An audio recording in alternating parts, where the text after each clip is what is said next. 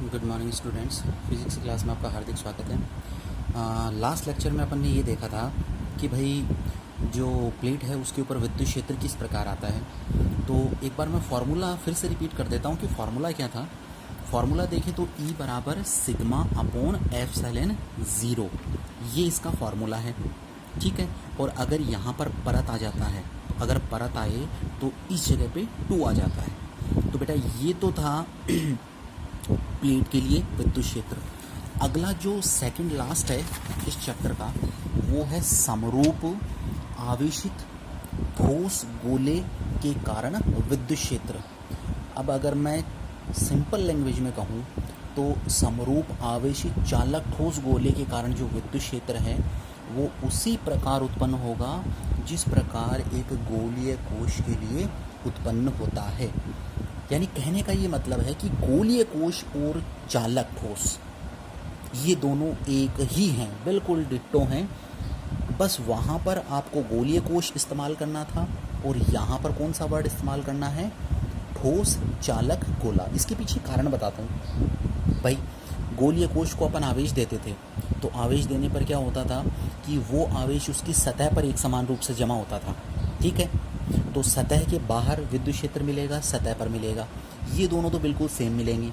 अब बात करते हैं अंदर। गोलीय कोश के अंदर आपको याद होगा मैंने कहा वहाँ पर आवेश की अनुपस्थिति रहती है। जब आवेश की अनुपस्थिति रहती है तो फिर वहाँ पर विद्युत क्षेत्र शून्य था। अब यहाँ कौन सा गोला है, ध्यान दो, चालक ठोस गोला है। और चालक के अंदर मैंने क्या कहा था, अभी अपन चालक प्लेट के अंदर किया है तो आंतरिक भाग में विद्युत क्षेत्र शून्य लिया है। तो उसी प्रकार से इस ठोस गोले के आंतरिक भाग में, चूंकि चालक है, ध्यान रखना अचालक नहीं है, चालक है। अभी अपन चालक का कर रहे हैं, इसके बाद में अगला जो लास्ट डेरिवेशन आएगा वो अचालक का आएगा। तो चालक के आंतरिक भाग में विद्युत क्षेत्र कितना होगा, शून्य होगा। तो फिर ये किसकी भांति हो गया, गोलीय कोश की भांति। तो पूरा का पूरा करना वैसा ही है, लेकिन चूंकि डेरिवेशन है तो अपन को करना तो पड़ेगा। तो देखो शुरू करते हैं। समरूप आवेशित चालक ठोस गोले के कारण विद्युत क्षेत्र। तो समरूप आवेशित चालक गोले के कारण उत्पन्न विद्युत क्षेत्र गोलीय कोश के समान उत्पन्न होता है। ये मैंने आपको पहले भी बता दिया था, किसके कारण होता है, गोलीय कोश के कारण ही उत्पन्न होता है या उसके समान ही उत्पन्न होता है। माना कैपिटल आर त्रिज्या, कैपिटल आर त्रिज्या अपन हमेशा लेते हैं कैपिटल आर, क्योंकि जो गोले की एक्चुअल जो साइज़ होती है या जो त्रिज्या होती है वो कैपिटल आर से नोट करते हैं। और जो वर्चुअल जो अपन दूरी पर विद्युत क्षेत्र ज्ञात करना वो स्मॉल आर लेते हैं। तो माना कैपिटल आर के कारण चालक गोले को प्लस क्यू आवेश दिया गया है। चालक गोले को दिया गया आवेश उसकी सतह पर एक समान रूप से वितरित होता है। ध्यान रखना उसकी सतह पर ही होता है, आंतरिक भाग में नहीं होता है, केवल और केवल चालक के लिए। देखो मैंने अंडरलाइन कर रखा है और मैं फिर से रिपीट कर रहा हूँ कि चालक गोले को दिया गया आवेश केवल उसकी सतह पर ही वितरित होता है, आंतरिक भाग में नहीं होता। अगर यही चालक ना होकर अचालक होता तो उसके आंतरिक भाग में भी वितरित हो जाता। मैंने ये जो लाइन बोली इस पर ध्यान देना, चालक के आंतरिक भाग में वितरित नहीं होता इसलिए शून्य आवेश, और शून्य विद्युत क्षेत्र अचालक के आंतरिक भाग में वितरित होता है इसलिए अचालक के आंतरिक भाग में कोई ना कोई विद्युत क्षेत्र होगा। अब देखो आगे, अतः इस गोले पर पृष्ठीय आवेश घनत्व सिग्मा उत्पन्न होगा, न कि आयतनिक आवेश घनत्व। बिल्कुल सही बात है, अगर आंतरिक भाग में संचित होता तो आयतनिक यानी आयतन में जमा होता यानी आयतनिक आवेश घनत्व, लेकिन चूंकि सतह पर है इसलिए पृष्ठीय आवेश घनत्व। अब मैंने मान लिया कि पृष्ठीय आवेश घनत्व सिग्मा है, तो अब इस पृष्ठीय आवेश घनत्व की परिभाषा से सिग्मा बराबर क्या होता है, क्यू अपॉन ई। ए क्या होता है, क्षेत्रफल। अब गोले का पृष्ठीय क्षेत्रफल क्या होता है, 4 पाई आर स्क्वायर। तो ये क्या हो जाएगा, सिग्मा बराबर q upon 4 pi r square.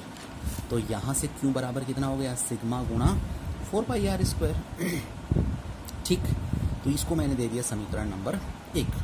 अब बेटा देखो, गोले के लिए निम्नलिखित 4 स्थितियों की विद्युत क्षेत्र उत्पन्न होता है। यानी 4 स्थितियाँ। अब आप कहोगे भाई 3 थी, 4 कौन सी, तो चौथी वैसी स्थिति आप ना कहो तो बेटर है, लेकिन मैंने लिख दी। आप गोलीय कोश में भी चाहो तो कह सकते हो। चौथी स्थिति आती है केंद्र पे। भाई एक गोले के बाहर, एक गोले की सतह है, एक गोले के आंतरिक भाग में और एक गोले के केंद्र पे। वही बात है, गोले के केंद्र पर भी शून्य होगी क्योंकि आंतरिक भाग में शून्य, लेकिन मैंने लिख दिया ऐसे कि गोले के बाहर, सबसे पहले अपन बाहर ज्ञात करते हैं। माना गोले के केंद्र से स्मॉल आर दूरी पर एक बिंदु P है। जहाँ विद्युत क्षेत्र की तीव्रता ज्ञात करनी है। यह बिंदु गोले के बाहर स्थित है और गाउस के अनुसार बिंदु P के लिए जो बंद पृष्ठ है वो गोलाकार प्राप्त होता है जिसकी त्रिज्या स्मॉल r है। देखो भाई बाहर ये मैंने गोला माना है जिसकी त्रिज्या क्या है, कैपिटल R, चालक है और ठोस भी है। और इस बिंदु से, इसके केंद्र से स्मॉल r दूरी पर एक बिंदु P है जो कहाँ पर है, गोले के बाहर स्थित है। गोले के बाहर स्थित है। इसके लिए मेरे को विद्युत क्षेत्र की तीव्रता ज्ञात करनी है। इस बिंदु के लिए मैं अगर गोलीय बंद पृष्ठ मानूँ, गौसीय पृष्ठ मानूँ, तो वो कैसा मिलेगा, गोलाकार ही मिलेगा जिसकी त्रिज्या क्या होगी, स्मॉल r। तो अब इसमें गौसीय प्रमेय लगाते हैं। गौसीय प्रमेय होती है E डॉट डी एस बराबर क्यू अपॉन एप्सिलॉन 0। अब समीकरण 1 से समीकरण 1 से क्यू का मान क्या है भाई, क्यू का मान क्या है, क्यू बराबर सिग्मा गुणा 4πr²। तो यहाँ रखा तो बंद पृष्ठ E डॉट डी एस बराबर सिग्मा 4πr² बटा एप्सिलॉन 0। अब चूंकि ए डॉट बी क्या होता है, ए बी कॉस थीटा, तो ई डॉट डी एस क्या हो जाएगा, E D S cos theta. अब देखो इसमें इस बिंदु पर मैं विद्युत क्षेत्र की तीव्रता निकालूं तो ई किधर होगा, बाहर की ओर होगा, इतना तय है। और इस बिंदु पर डी एस की दिशा देखूं तो वो भी बाहर की ओर, यानी कि दोनों की दिशा कैसी है, एक दूसरे के समांतर, यानी थीटा कितना हो गया, 0।